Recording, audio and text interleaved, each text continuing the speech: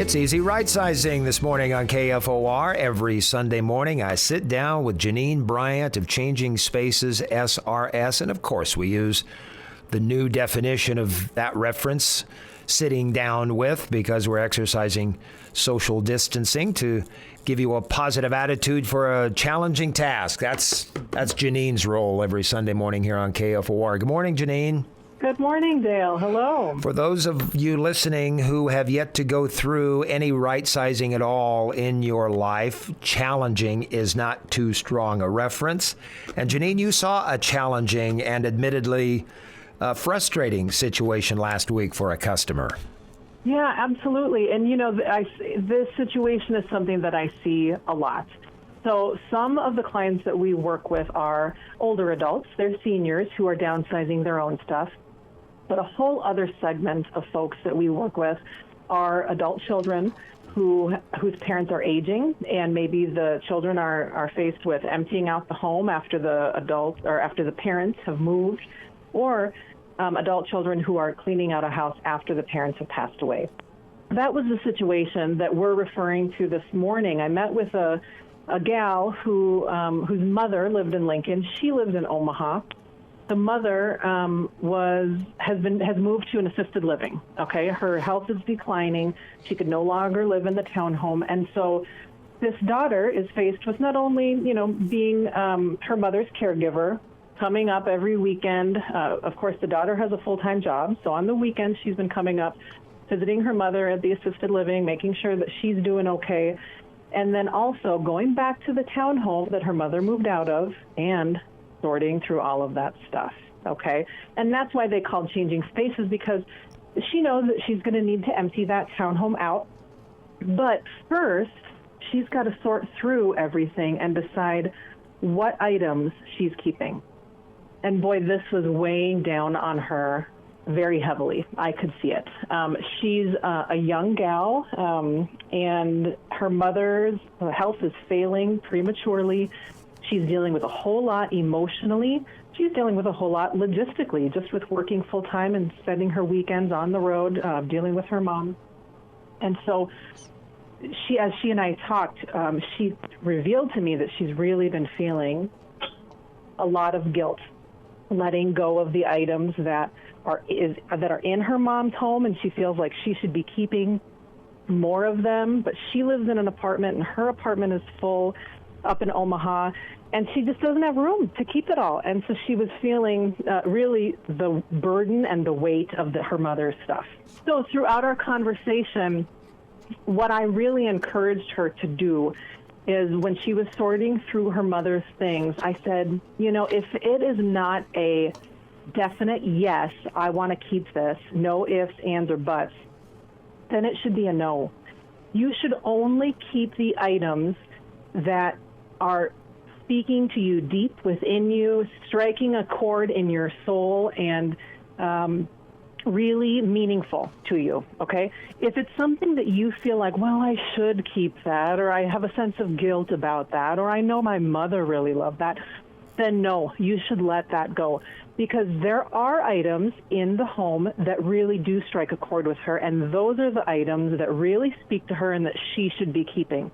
The rest of it simply doesn't matter. And this is a conversation that I have with folks on a continual basis, because it is something that we can all relate to, and it's something that probably most of us are going to have to deal with at some time or another. We're going to have to empty out the home of a loved one after they pass away. Janine, I've heard you say that if something doesn't reach you on a personal level, let it go. You've just stated it a little bit differently, but that phrase really struck me, because that's personal. I know what strings up, what pulls up my heartstrings, and I'm the only one that can make that decision. And you've given me license to be able to do that in that statement. Absolutely. And yes, and I think that sometimes that's the role that we serve, is we do give people permission to let things go. And you're absolutely right, Dale. It's what strikes a chord with you, not what struck a chord with your mother or with your father. It's what is important to you. And something else that is so important to remember is that not all keepsakes are things. So if you are sorting through the home of a loved one and there's nothing really that's tugging on your heartstrings, and maybe you choose to keep almost nothing from that person's house, it doesn't mean that you didn't love them. It doesn't mean that you won't remember them. And it doesn't mean that you don't have other keepsakes from that person. So one example of keepsakes that aren't things at all is it might be a recipe.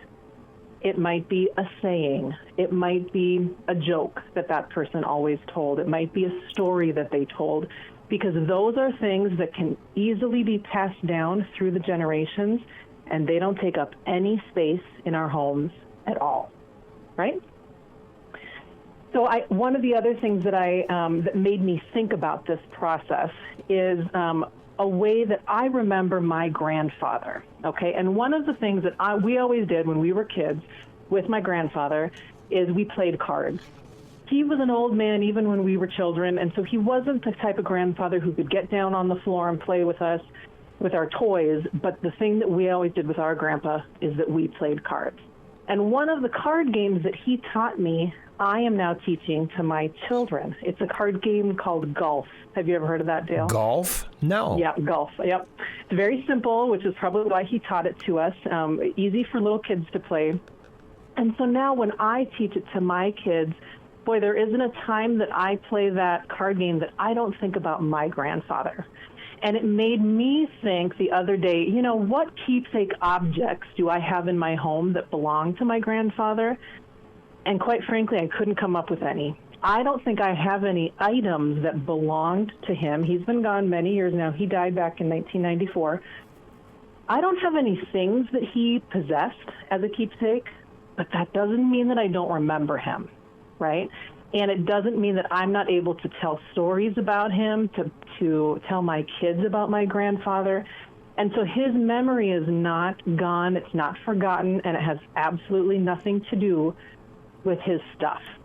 And so that is a story that I try to pass along to my clients because, boy, that guilt, sometimes, you know, for the older generation, they get really frustrated when their kids and grandkids, quote, don't want my stuff. Okay, we hear that all the time. My kids don't want my stuff. And then I hear it a lot from the adult children who are going through their parents' things after they've passed away, and they feel that guilt of not keeping it. And stuff and memories and love are not the same thing. I say it all the time, but it's so true. And once we really wrap our brain around that, then we can start to let go of some of the guilt that's associated with keepsakes. Janine, you have come up with an excellent use for a recipe. I believe you said you could mount it maybe even in the kitchen, where most recipes are, and frame it so that you see it as a memento, and there's a memory flash of your grandmother or your mother when you see that recipe. I thought that was such a great idea. Absolutely. And you know what, Dale, during this time of social distancing, we're all spending a lot more time at home. And I will admit, I am not a cook or a baker, but I baked a lot as a kid because my mom baked a lot when I was a kid. We grew up in North Dakota. She was a farm wife, and so that was just something that we did. And while we've been staying at home during this time, one of the things that I've done with my children is I made banana bread. And I've got that recipe, and it's in my mom's handwriting. My mom passed away back in 2005. And so I was able to tell my kids about my mother while we were making this banana bread. And the other night, my son said to me, "Oh, Mom, you make the best banana bread ever." And I was telling him about how my mom used to make it, and I think my mom's was even better. And we had this whole great exchange about my mother. We call him his grandma in heaven. He never met her. She passed away before he was born. But suddenly there was this moment of connection, all from a simple recipe. And I love that. And that recipe doesn't take up any room in my house, and it's a connection that I have to her. You figuratively hold people's hands, you and your staff. We do, because we know that this is hard, because we can all relate to it. We all have experience with this in our own personal lives. And so if we have found that if we stand next to our clients and hold their hand and just listen to them process through these emotions, that lots of times it empowers them to let some things go that they feel like they don't have the ability to hold on to anymore. You know, one of the quotes that I love is, "If it's heavy, then put it down." you don't have to carry it anymore. Given the times in which we're living, Janine, the process that you provide, the service that you provide through Changing Spaces SRS, sometimes is step by step and it isn't immediate. So during the times in which we're living, it's best to just reach out to you and start that step by step process. Absolutely, yes. I mean, folks are absolutely welcome to give us a call. Our phone number is 402-483-0555.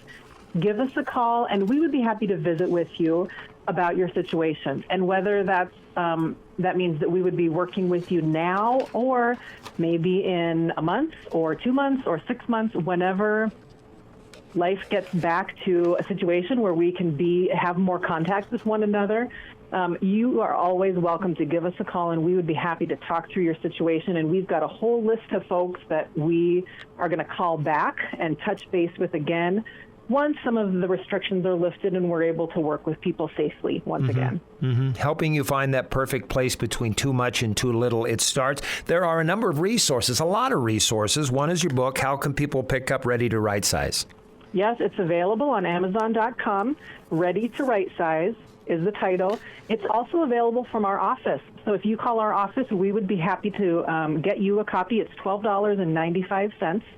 And you can also find it on our website, changingspacessrs.com, and our companion website, which is easyrightsizing.com. Both of those websites have a ton of free resources to inspire you to get going on this right-sizing journey. So for right-sizing tips, it's easyrightsizing.com. For more information about Janine's business, Changing Spaces SRS, you go to changingspacessrs.com. And of course, join us every Sunday morning here on KFOR. Have a good week, Janine.